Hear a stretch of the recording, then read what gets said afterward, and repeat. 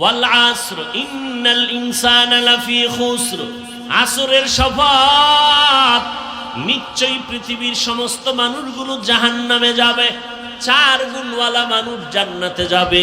ইল্লাল্লাযীনা আমানু ওয়া আমিলুস সালিহাত ওয়া তাওয়াসাউ বিল হক ওয়া তাওয়াসাউ বিস সাবর। 1 নাম্বার গুণের নাম ঈমান, 2 নাম্বার গুণের নাম নেক আমল, 3 নাম্বার গুণের নাম হলো ঈমান আমলের দাওয়াত অন্যকে দাও, 4 নাম্বার গুণ হলো ঈমান আমলের বিরুদ্ধাচরণকারীকে বাধা প্রদান করো। কয় গুণ হইল? এই 4 গুণের প্রথম 2 গুণ ঈমান আর নেক আমল। এই 2টা গুণের হক আমার আল্লাহর। কার? বাকি 2 গুণের হক বান্দার। প্রথম 2 গুণ আল্লাহর হক। ঈমান আনলাম, নেক আমল করলাম কার জন্য? ইন্না সালাতি ওয়া নুসুকি ওয়া মাহইয়ায়া ওয়া মামাতি লিল্লাহ ওয়া মামাতি লিল্লাহি রাব্বিল আলামিন।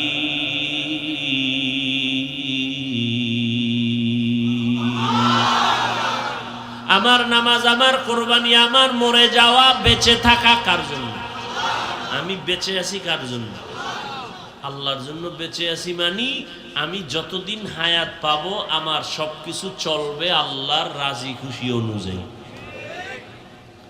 আমি বয়ান করি আল্লাহকে খুশি করার জন্য, আমি বয়ান শুনবো আল্লাহকে খুশি করার জন্য, আমি খানা খাইবো আল্লাহকে খুশি করার জন্য, আমি ঘুমাইবো আল্লাহকে খুশি করার জন্য। আল্লাহকে খুশির জন্য যারা খানা খাবে তারা খালি মাথায় খাবে না, তারা আসন দিয়ে বসবে না, তারা চেয়ার টেবিলে খাবে না, তারা সমতল জমিনে খাবে, দস্তারখান বিছাইয়া খাবে, ডান হাত দিয়া খানা শুরু করবে, ডান পার্শ্ব থেকে শুরু করবে, বিসমিল্লাহ বলে খানা শুরু করবে। বাম হাতে কিছু খাবেও না, পান করবে না। বাম হাতে খায় পান করে শয়তান, আর ডান হাতে পান করা খাওয়া এটা রসুলের সুন্নত। কিছু পইরা গেলে উঠাইয়া খাও, রসুলের সুন্নত।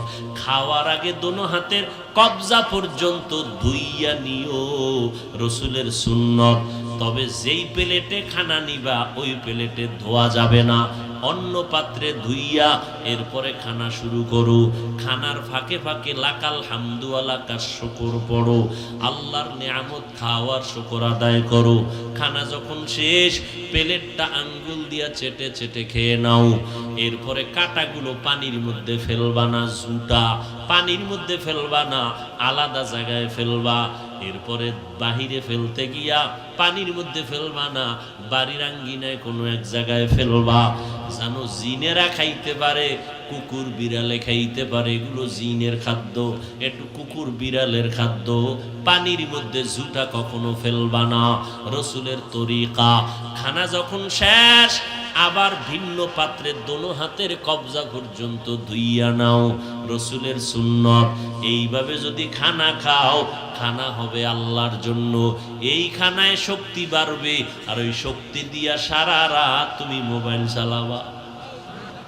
আসরের শপথ করেছেন, আসর বড় দামি। কেমন দামি? আসর শব্দের 25টা অর্থ আছে। যারা আসরকে কাজে লাগাবে তারা দুনিয়াতে কাজে লেগে যাবে। যারা আসরকে মূল্যায়ন করবে তারা পরকাল জীবনে মূল্যায়িত হবে। বলে কেমন মূল্যায়িত হবে? আল্লাহ পাক বলেন তাকে বিনা হিসাবে জান্নাত দেওয়া হবে। এরপর আসর বড় দামি একটা সম্পদ। এরপরে আসরের পরে যে সমস্ত কথা আল্লাহ বলতেছেন এটা আরো গুরুত্বপূর্ণ। কি বলতেছেন? ইন্নাল ইনসানা লাফি খুসর, নিশ্চিত পৃথিবীর সমস্ত মানুষ ক্ষতিগ্রস্ত, জাহান্নামী। আমেরিকার মানুষ জাহান্নামী, লন্ডনের মানুষ জাহান্নামী, বাংলাদেশের মানুষ জাহান্নামী। আল ইনসানের আলিফ লাম ইস্তেগরাকি, পৃথিবীর সব মানুষ, একজনও বাদ নাই, সব মানুষ। কথাটা কত গুরুত্ব! বলে কসম লাগাইয়া সিল দিছেন, সন্দেহ করার কোনো সুযোগ নেই। এক তো কসম, দ্বিতীয় আবার ইন্না তাকিদ দিলেন, নিশ্চয়ই আবার ডবল তাকিদ, লাফি খুসর, লাম তাকিদ দিলেন, অবশ্যই সমস্ত মানুষগুলো জাহান্নামী। ইন্নাল ইনসানা লাফি খুসর, একজন মানুষও বাদ নাই, সমস্ত মানুষ জাহান্নামী।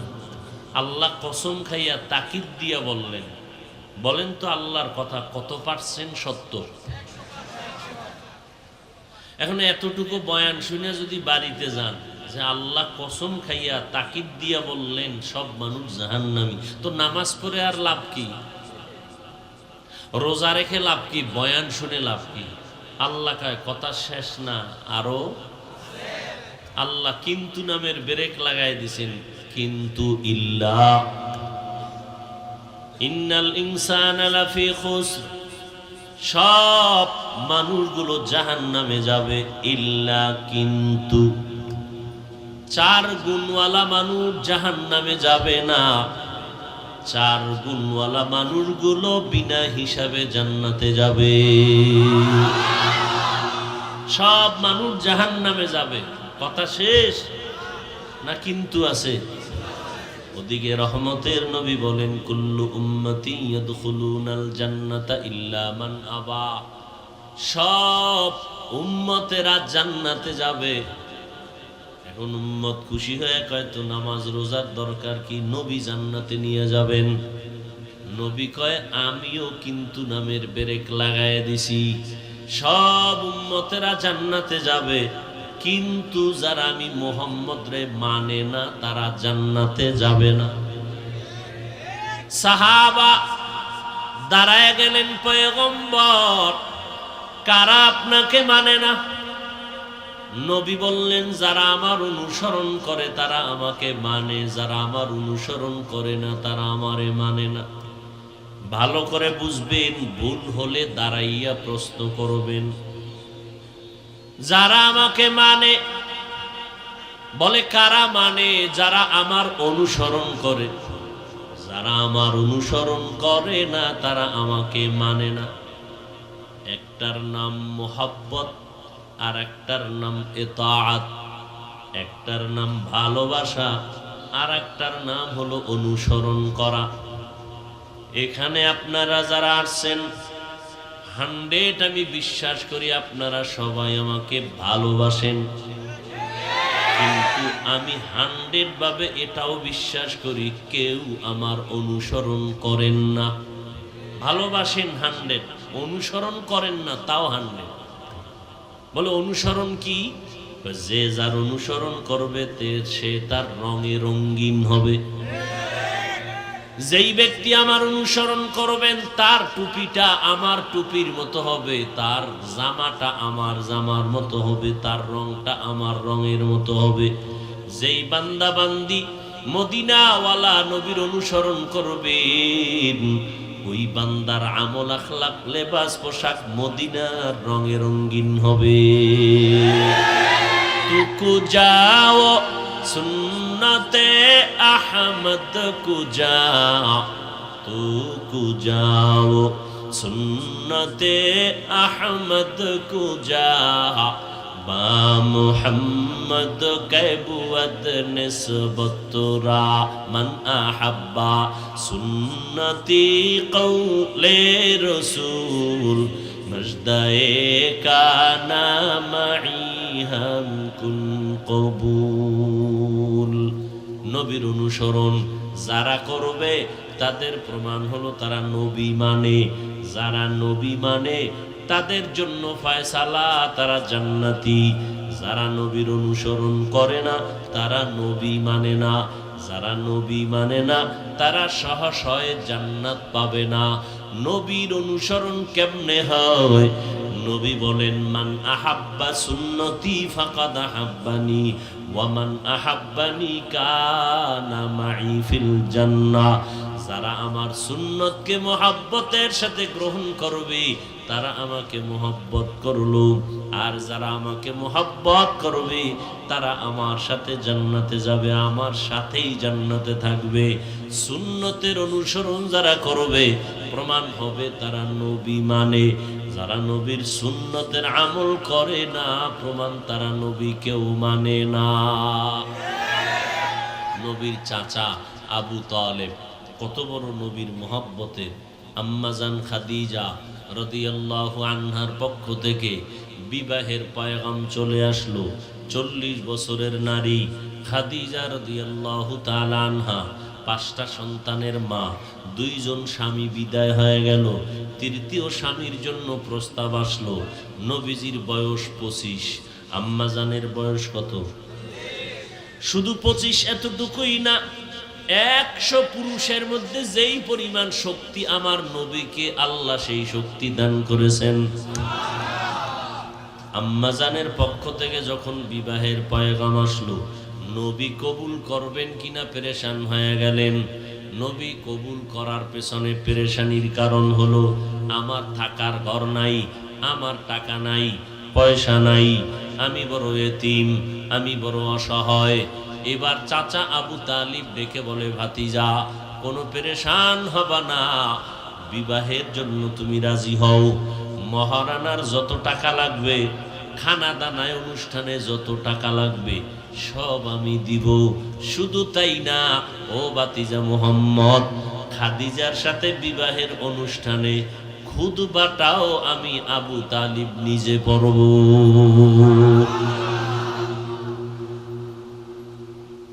আবু তালিবের কাছে বংশের লোকেরা বিচার দিল, তোমার ভাতিজাকে বারণ করো, আমাদের ধর্মের বিরুদ্ধে কথা বলে, বাপদাদার বিরোধিতা করে।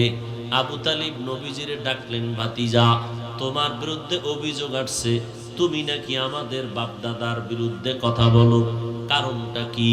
নবী জবাব না দিয়া কান্না শুরু করলেন।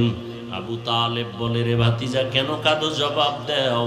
রহমতের নবী বলেন, চাচা আল্লাহ পাক আমাকে পাঠাইছেন মূর্তি পূজার বিরুদ্ধে কথা বলার জন্য, এটা আমার কাজ, এটা আমার দায়িত্ব, আমি আপনাকে কি জবাব দিব? আমার এই দায়িত্ব আমার পালন করতেই হবে। চাচা আবু তালিব বলে, যাও ভাতিজা, তোমার দায়িত্ব তুমি পালন করতে থাকো, আমি যতদিন বেঁচে আছি একটা ফুলের টোকাও তোমার মধ্যে লাগতে দিব না। ভালোবাসা আছে না নাই? এরপরও আহলে সুন্নাত ওয়াল জামাতের আকীদা, আবু তালিব জান্নাত পাবে না, জাহান্নামে যাবে। কিন্তু জাহান্নামের আযাব দেওয়া হবে খুব ছোট, 2টা আগুনের জুতা পরাইয়া দেওয়া হবে, আগুনের তাপে সমস্ত শরীর গলে যাবে। এত মোহাব্বত করার পর আবু তালিব জাহান্নামে যাবে কেন, জান্নাত কেন পাবে না? এর একমাত্র কারণ, ভালোবাসা আছে, মুহাম্মদের আদর্শের অনুসরণ নাই। আপনারা অনেকে বলেন কলিজা দিয়া মুহাম্মদের মহব্বত করি, নবী কয় দাড়ি লম্বা কর, কয় বিয়ার আগে সম্ভব না।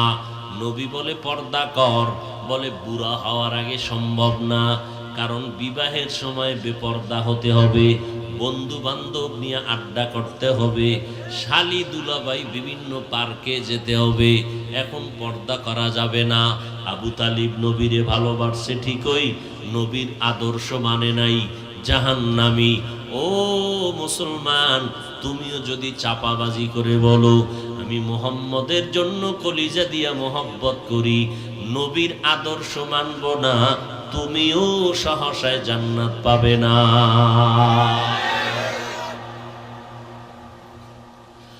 আবার তোমার পার্শ্বে ডানে বামে অভাব নাই, কত বান্দা জীবনে আলিফ বাতা পড়তে মাদ্রাসায় যায় নাই, কিন্তু তোমার মতো যুবক লেখাপড়া করে, স্কুল কলেজে পড়ে, চাকরি করে, ব্যবসা করে, 5 ওয়াক্ত নামাজি, দাড়িওয়ালা, RAB, army, police, BDR, school কলেজের ছেলে মেয়েরা 5 ওয়াক্ত নামাজ পড়ে, কলেজের প্রফেসর দাড়িওয়ালা নামাজি, এরপরে কোটি টাকার মালিক, ব্যবসা করে, 1 টাকাও হারাম খায় না, রাস্তায় গাড়ি চালায়, সময় মতো নামাজ পড়ে, 1 ওয়াক্ত নামাজ বাদ দেয় না। এই রকম জেনারেল লাইনে যুবক নামাজি দাড়িওয়ালা নবীর আদর্শ মাননেওয়ালা আছে না নাই? তুমি কেন পারো না? এর একমাত্র কারণ তোমার ভেতরে মরণের চিন্তা নাই, জাহান্নামের আযাবের ভয় নাই। এরে যুবক, তুমিও মুসলমান, আমিও মুসলমান।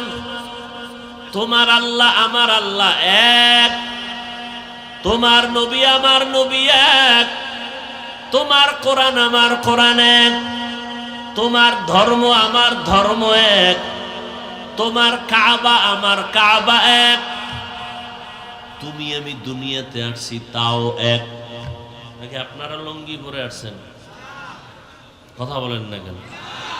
আবার যেদিন বিদায়ের ঘন্টায় বাড়ি পড়বে সেদিনের হালাতটাও হবে।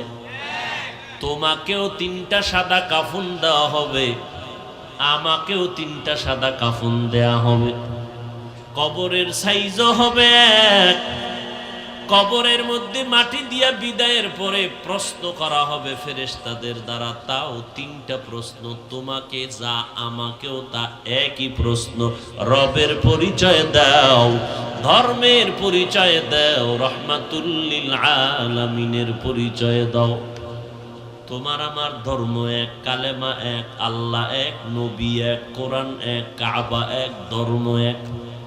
তোমার আমার লেবাস পোশাক আলাদা কেন? তোমার আমার আদর্শ আলাদা কেন? হিন্দুদের ধর্ম আলাদা, আদর্শ আলাদা। বৌদ্ধ ধর্মের আদর্শ আলাদা, ধর্ম আলাদা, ওদের গুরু আলাদা। ইহুদিদের ধর্ম আলাদা, আদর্শ আলাদা, ওদের ধর্ম গুরু আলাদা। খ্রিস্টানদের ধর্ম আলাদা, এদের আদর্শ আলাদা, এদের গুরুও আলাদা। মুসলমান আমরা সবাই, আমাদের ধর্ম এক, আল্লাহ এক, নবী এক, আমাদের আদর্শ এক হবে, আলাদা হবে কেন? হয়তো সবাই প্যান্ট শার্টটাই পরব, না হয় সবাই মদিনার পোশাক পরব, আলাদা কেন? কয় হুজুর পেটের দান্দা ঠিক রাখার জন্য প্যান্ট শার্টটাই পরতে হয়। ঠিক আছে, মেনে নিলাম, হারাম ফতুয়া দিলাম না। কিন্তু যখন আল্লাহর ঘরে জুমার নামাজে গেছো, ওই সময়টাকেও কি নবীর পোশাকটা পরিয়া যাওয়া যায় না? সেখানে কেন গেঞ্জি গায়ে দিয়া ঢুকছো? গেঞ্জির মধ্যে বাঘ ভাল্লুক বানরের ছবি রাখছো আর ইংলিশ লেখা রাখছো। আল্লাহর ঘরে ঢুকতে গিয়া কেন মদিনার পোশাকটা পরতে পারলা না? কে বাধা দিল? কয়দিন আর বাহাদুরি করবি রে যুবক? যত বড় চালাক দাবি করো না কেন, নমরুদের থেকে বড় চালাক তুমি হতে পারো নাই। গাদ্দাফির মতো বড় চালাক হতে পারো নাই। সাদ্দামের মতো বড় চালাক হতে পারো নাই। নমরুদ, হামান, কারুনের মতো চালাক হতে পারো নাই। আল্লাহ তাআলা ওদেরকে কিভাবে ধরাটা দিলেন? যেই নমরুদ বাঁশের সিঁড়ি বানাইয়া আল্লাহকে গুলি করে মেরে ফেলার জন্য রেডি হয়ে গেল, সেই নমরুদকে আল্লাহ দুনিয়া থেকে বিদায় করতে একজন ফেরেশতাও পাঠান নাই। একটা অসুস্থ মশা তাকে ধ্বংস করে ফেলল। ওই আল্লাহ এখনো আছে না নাই? ওই আল্লাহর ক্ষমতা আছে না নাই? নমরুদের থেকে বড় বাহাদুর হতে পারো নাই, ফেরাউনের থেকে বড় বাহাদুর হতে পারো নাই। যেই ফেরাউন ফকিন্নির বাচ্চা মানুষের জমিনের ক্ষেতের শশা মাথায় কইরা টাইনা মিশরে নিত, আটানা কিছু পয়সা পাইতো, সেই ফকিন্নির পোলা এক সময় চেয়ারের মধ্যে বইসা কয়, আমি ফেরাউন শুধু খোদা না, আনা রব্বুকুমুল আলা। দুনিয়াতে যত খোদা আছে সব থেকে বড় খোদা আমি ফেরাউন। আজ ওই ফেরাউনের লাশ মাটিতেও গ্রহণ করে নাই, মিশরের কায়রোতে পড়ে আছে। দুনিয়াতে তালাশ করে দেখছো, মুসলমান তো পরের কথা, কোন বিধর্মীর সন্তানের নাম ফেরাউন, নমরুদ, হামান, কারুন, সাদ্দাত আছে? যদি বলি 1 লাখ টাকা দিব প্রত্যেক মাসে সন্তানের নামটা ফেরাউন রাখ, বাঙালি বেঈমানেরা রাজি হতে পারে, কোনো বেঈমান রাজি হবে না। বাঙালি নিমক হারামেরা টাকার লোভে রাজি হতে পারে, বাঙালির উপরে বিশ্বাস নাই, চিন্তা করবে মাসে 1 লাখ, নাম রাখুন ফেরাউন, সমস্যা কি, পরে তওবা করে নিন। এটা বাঙালি বেহায়া বেলাজা। আরে টাকা লাগবে না, ঘরে ঘরে ফেরাউনওয়ালা নাম। সন্তানের নাম হৃদয়, সন্তানের নাম সাগর, সন্তানের নাম নদী, সন্তানের নাম হাসি খুশি।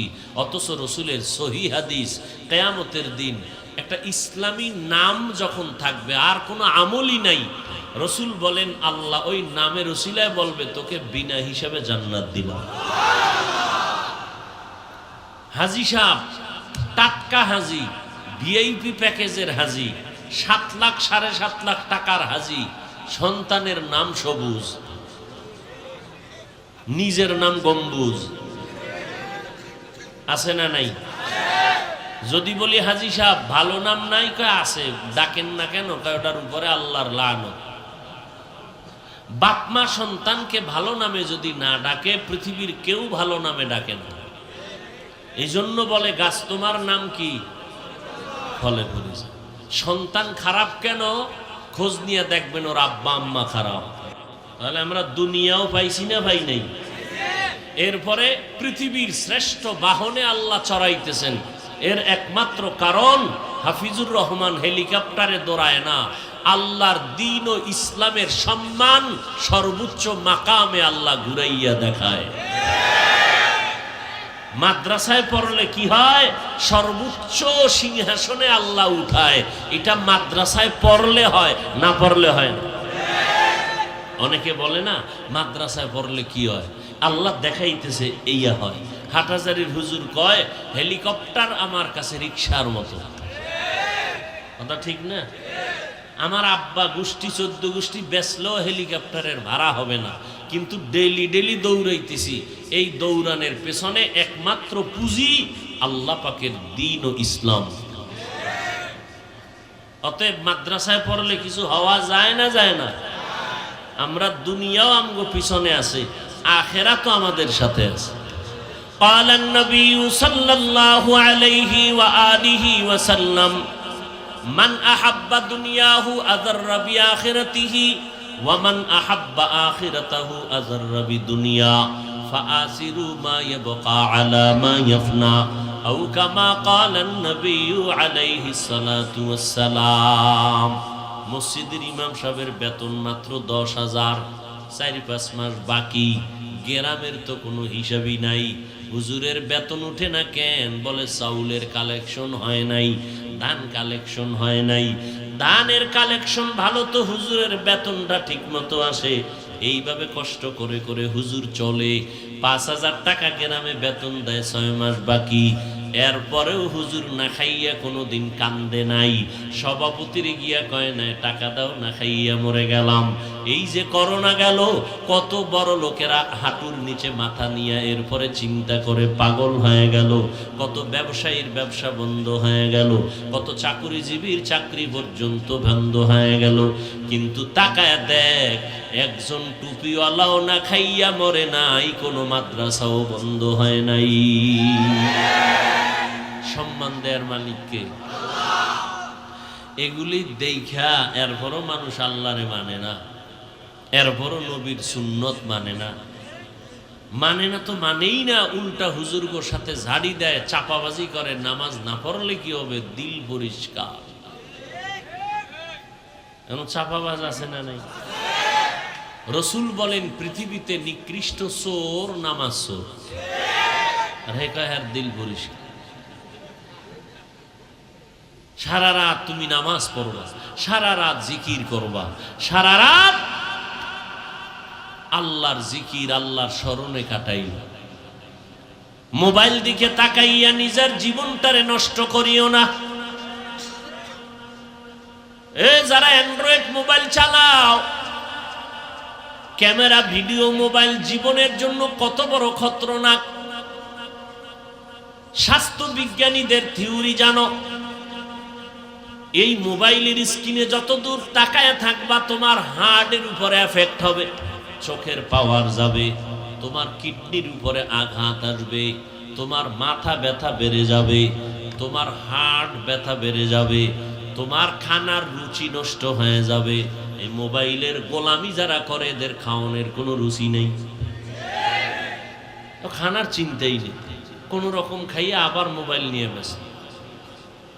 মাথা ব্যথা বেড়ে গেছে, সারাটা রাত মোবাইলের দিকে তাকায় থাকার কারণে চোখের পাওয়ার দিন দিন নষ্ট,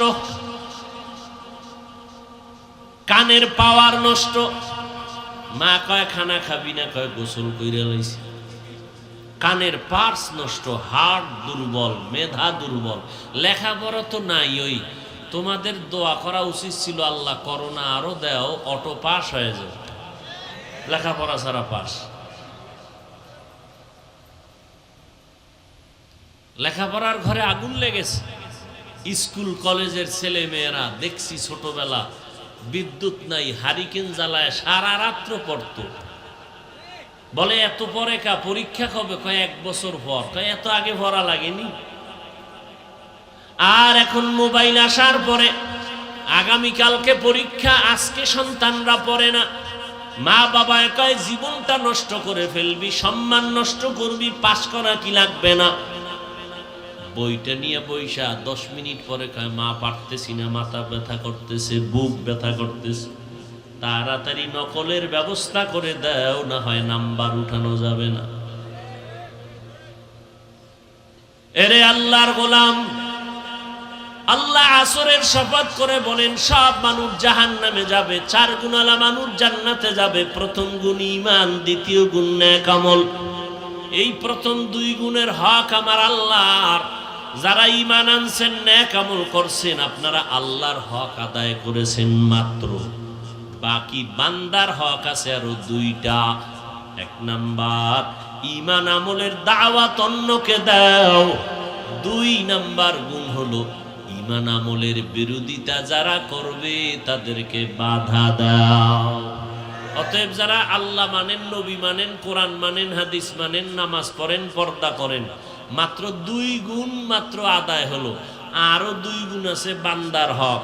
আল্লাহর হক কমায়া দিলে আল্লাহ মাফ করবেন, বান্দার হক আদায় না করলে আল্লাহ মাফ করবেন না, বান্দাকে মাফ করতে হবে। বান্দার হকের প্রথম হলো ঈমান আমল অনুযায়ী অন্যকে দাওয়াত দাও। অন্য কারা? অন্যকে বলতে কারা? প্রথম সিরিয়ালে নিজের আহাল। ইয়া আইয়ুহাল্লাযীনা আমানু কু আনফুসাকুম ওয়া আহলিকুম নারা। ও মুমিন, জাহান্নামের আগুন থেকে বাঁচাও, তোমার আহালকেও বাঁচাও। ঈমান আমল অনুযায়ী আহালকে দাওয়াত দাও। মা বাবার জন্য আহাল হলো সন্তান, স্বামীর জন্য আহাল হলো স্ত্রী, আলেম ওলামাদের আহাল হলো উম্মত, ইমাম সাহেবের আহাল হলো মুসল্লি, মেম্বার চেয়ারম্যানের আহাল হলো ইউনিয়নের মানুষ, সরকারের আহাল হলো জনগণ, ওলামায়ে কেরামের আহাল হলো গোটা দুনিয়ার মানুষ। আব্বা আম্মা সন্তানের দাওয়াত দাও, স্বামী বেচারা স্ত্রীকে ঈমান আমলের দাওয়াত দাও, ভাই ভাইকে দাওয়াত দাও, ইমাম সাহেব মুসল্লিদের দাওয়াত দাও, যার যার আহালের দাওয়াত দাও। 1 নাম্বার, আহালকে দাওয়াত দেও। ও মা বাবা, সন্তানের নামাজি বানাও, সন্তানের 7 বছর বয়সে নামাজের মুসাল্লায় দাঁড় করাও। বয়স যখন 10 বছর হবে তখন নামাজ না পড়লে শাসন করিয়া হলেও নামাজের মুসাল্লায় দাঁড় করাও। কারণ কিয়ামতের দিন সন্তানের কারণে বহু মা বাবার হাতে জাহান্নামের হ্যান্ডকাপ লেগে যাবে। সন্তানকে আল্লাহ বলবেন নামাজ পড়ছো, পড়ি নাই, রোজা রেখেছো, রাখি নাই, কেন? রব্বানা ইন্না আতা'না সাদাতানা ওয়া কুবারানা ফাআদাল্লুনাস সাবিলা। আব্বা আম্মার কারণে আমি বেনামাজি হইছি। আমি জীবনে চিনতাম না ডক্টর ইউনূস সাহেব কোন আব্বা, আমার বাবাই চিনাইছে এ তোর বড় আব্বা। বলে কেমন? কয় আমি তোরে বড় লোক বানাইতে পারি না, ডক্টর ইউনূসের সাথে লাইন লাগলে বড় লোক হয়ে যাবি, সুদের টাকায় ব্যবসা করবি, এরপরে হারাম টাকায় চলবি।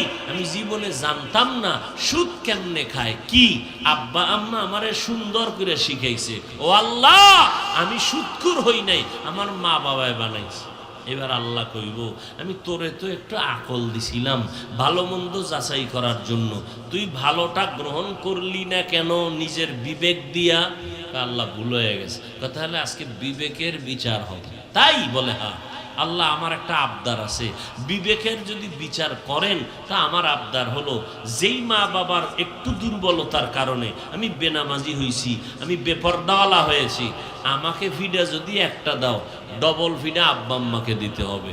সূরা আহজাব ৬৭ নম্বর আয়াত, রব্বানা আতিহিম যিফাইনি মিনাল আযাব ওয়ালআনহুম লা'নান কাবীরা। আল আসর সূরা থেকে কি বুঝলেন? একটা লোক আল্লাহ মানে, নবী মানে, কোরআন মানে, নামাজ পড়ে, পর্দা করে, এরপরও জান্নাত পাবে না। কেন? আল্লাহর হক আদায় করছে, বান্দার হক আরো দুইটা বাকি আছে, আদায় না করলে জান্নাত নাই। বান্দার হক দুইটা কি? ঈমান আমলের দাওয়াত দাও, যারা বিরোধিতা করে বাধা দাও। নিজেও গান শুনবা না, যারা শুনবে তাদেরকে ফিরানোর চেষ্টা করো। নিজেও নামাজ পড়বা, যারা পড়ে না তাদেরকে পড়ানোর চেষ্টা করো। চেষ্টা কখন থেকে শুরু? 7 বছর বয়স থেকে শুরু। 10 বছরে শাসন করো, আল্লাহ অনুমতি দিয়েছেন রসুলের দ্বারা। শোষণ না শাসন? কি যুবকেরা, শোষণ না শাসন? মা বাবারা ভালো করে বুঝেন, শোষণ করা হারাম, জুলুম। এই যে বহু মা বাবা সন্তানের উপরে শাসনের নামে শোষণ করে, জুলুম করে। শিক্ষকেরা ছাত্রের ছাত্রীর উপরে শাসনের নামে শোষণ করে। আবার শাসন করতে গিয়া সাবধান, আল্লাহর কুদরতের বানানো চেহারায় টাচ করা হারাম। চেহারার মধ্যে আক্রমণ, আঘাত করা সম্পূর্ণ হারাম। সন্তানের শাসন করো কিন্তু চেহারায় আঘাত করবা না, হারাম। ও শিক্ষক, ছাত্রের শাসন করবেন, শোষণ না, তবে চেহারায় আঘাত করবেন না, হারাম। ঈমান আমলের দাওয়াত অন্যকে দাও, ও সন্তানকে দাও। নামাজের তালিম দাও। ও যুবক, মা বাবায় নামাজ শিখায় নাই, রোজা শিখায় নাই, ঠিক আছে, একটা দোষ মা বাবায় করে ফেলেছে, কিন্তু আল্লাহর আদালতে বিবেকের বিচার হবে। যদি ওই বিচার থেকে বাঁচতে চাও, আল্লাহর কাছে এখনো সময় আছে, বিবেকটা সঠিক কাজে লাগাইয়া তওবা করো। মানুষ শখ লাগায় কত গুনাহ করে, তুমিও তো করছো। মনে চাইছে পার্কে গেছো দৌড়াইয়া, মনে চাইছে পার্কে যাবি গেছো, মনে চাইছে সিনেমা হলে যাইবা গেছো, মনে চাইছে বান্ধবী নিয়ে আড্ডা করবা করেছো। এখন থেকে একটু তওবা করে নাও, মনেরে বুঝাও রে মন। আমার মতো কত যুবক স্কুল কলেজে ভরিয়া নামাজ পড়ে, আমি কেন পারি না? ও আল্লাহ, তুমি আমারে মাফ করে দাও। আমার মতো কত বান্দা বান্দি দুনিয়ার লাইনে চলে, ব্যবসা করে, চাকরি করে, নামাজ ছাড়ে না, আমি কেন পারবো না? ও আল্লাহ, তুমি আমাকে তৌফিক দাও। আমার উপরে বুঝি আল্লাহ বেজার, গুনার কারণে মা বাবায় বেজার। আজকে থেকে তওবা করে নাও, আল্লাহ তওবার দরজা খুলে রাখছেন। আর নামাজ ছাড়বা না, বেপরদায় চলবা না, মা বাবাকে কষ্ট দিবা না, ওলামায়ে কেরামের বিরোধিতা করে গুনাহগার হবা না, কারো হক নষ্ট করবা না। স্কুলে পড়ো, কলেজে পড়ো, চাকরি করো, ব্যবসা করো। এই যুবক, ইঞ্জিনিয়ার হও, দোয়া করি, তবে আদর্শ ইঞ্জিনিয়ার হইও। ডাক্তার হও, দোয়া করি, তবে আদর্শবান ডাক্তার হইও। প্রফেসর হইবা, দোয়া করি, তবে আদর্শবান প্রফেসর হইও। তোমার ব্যবহারে এলাকার কোনো মুরব্বীরা যেন কষ্ট না পায়, তোমার ব্যবহারে যেন মা বাবা কষ্ট না পায়, তোমার ব্যবহারে যেন উলামায়ে কেরাম কষ্ট না পায়। এখন থেকেই তৈরি হয়ে যাও, স্কুল কলেজে পড়ো, নামাজটা বাদ দিও না, সময় মতো নামাজটা পড়িও, সুন্দর ব্যবহার মানুষকে উপহার দিও, জবান দিয়া কাউকে গালাগালি করবা না, কাউকে কথা দিয়া কষ্ট দিবা না, সময় মতো নামাজ পড়বা, মা বাবার দোয়া নিয়ে চলবা, আল্লাহর কাছে গুনার জন্য ক্ষমা চাইবা, কারো হক নষ্ট করবা না, ওলামায়ে কেরামের পরামর্শ নিয়ে চলবা। তওবা করার মতো যদি অন্তরে নিয়ত হয়, খাঁটি তওবার নিয়ত যাদের আছে, দুটো হাত আল্লাহকে দেখায়া দাও। আয় আল্লাহ, আমাদের তওবা কবুল করে নেন, আমাদের হাতগুলো কবুল করে নেন, তওবার উপরে মজবুত হইয়া চলার তৌফিক দান করেন, আমিন।